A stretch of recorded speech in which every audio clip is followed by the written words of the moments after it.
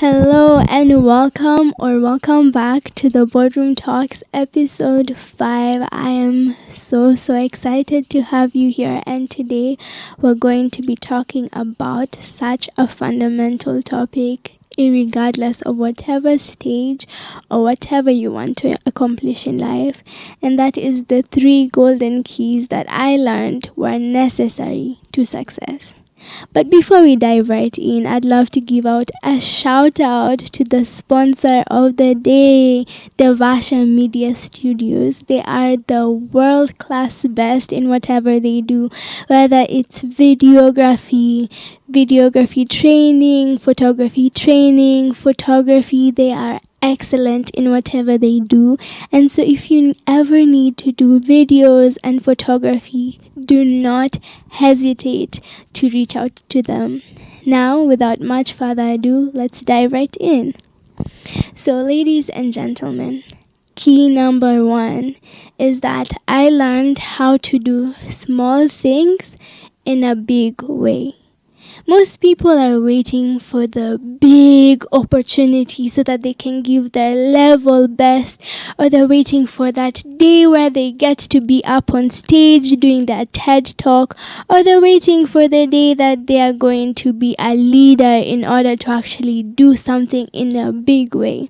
But I learned actually it was in the doing small things in a big way that brings out success. I love the story of a man named Fred.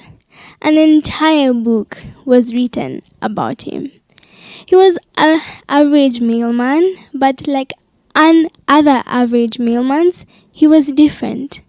He loved doing his job of delivering mail. He wasn't like everyone else who would just put the mail for you there. He was so intricate and so detailed about his job. So one day, Fred met his client and he noticed that his mail was piling up.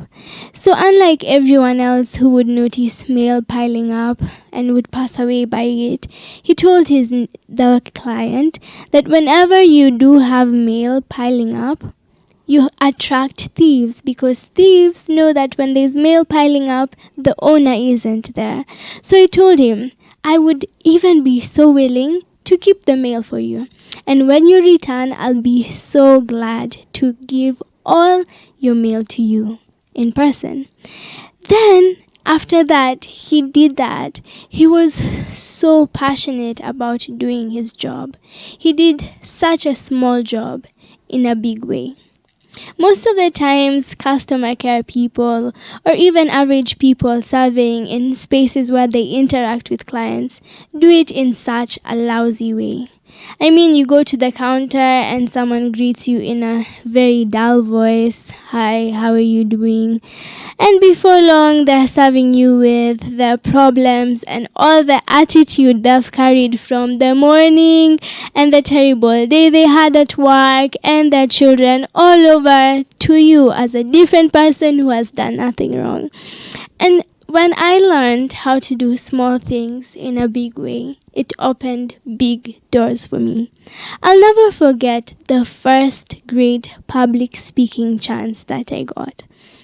I didn't get it from doing the big opportunity in a big way. In fact, it started by doing small tasks, such as presenting small programs for a society that I was in. It began by doing my small speeches the best that I could. When other people were performing the speeches, they would do it lousily or drabfully. They would not give it their best and they would be like, okay, yeah, it's just a tiny speech, like no one is watching, I shouldn't give it my best. But for me, I was always the extra person. I would do research. I would try my level best to have an captivating hook and introduction, and then I would have a story that would bring in and lure in the ears of my listeners, and then I would end with a bang. And even though I was doing it to such a small audience, little did I know that someone was watching, and you never know who is watching you. It can be doing such a mundane task such as cleaning, or even doing such a mundane task in the office like your normal day-to-day job, but you never know who's watching. And for me, someone was watching, and who knew that they would give up my name to one of the best and largest youth platforms that now sponsored me for my first huge public speaking work.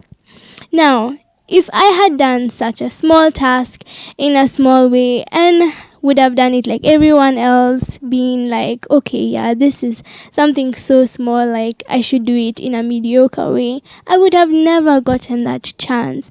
So for you, whether you're a chef and you like baking for your family and friends, make sure that each single cake that you make is done to your very best. You never know. Maybe you're gifting it to your friend and one of their family members works in a top organization that's looking for people who want cake.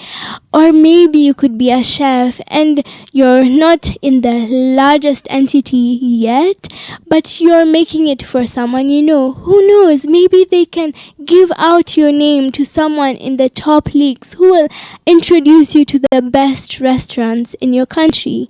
So doing small things in a big way will always open for you big doors. Which leads me to point number 2 is discipline and consistency. Discipline and consistency. Now, whenever you have such a big and great dream, it doesn't come to pass the next day or the next week. It requires so much patience and so much hard work. I love the quote from the book The Greatest Salesman in the World. It talks about how most of the people live their lives as an onion plant. An onion plant lives for only 9 weeks, and so its growth span is really quick. There's nothing much going on there. But it also brings comparison of an oak tree, some of the mightiest trees in the world. These trees take hundreds of years to grow, and so does greatness. Greatness isn't built overnight. It requires stamina, it requires perseverance, it requires consistency. And for me, that meant running and doing my public speeches in front of 2 people like I would in front of hundreds of thousands of people. It would mean doing my podcasts, which are really growing, by the way, but even if it would only mean that my mom and dad were the only people watching it and liking and commenting it, it would mean going for morning runs every time that I can get a chance to, even when my body does not feel like it. It also meant pitching in front of investors when I was scared and I looked down upon myself because I was either too young or little knowledge in that field. But consistency will yield fruit long term. It's not the last hit that brings down a tree from a man with an axe. It's every hit in between.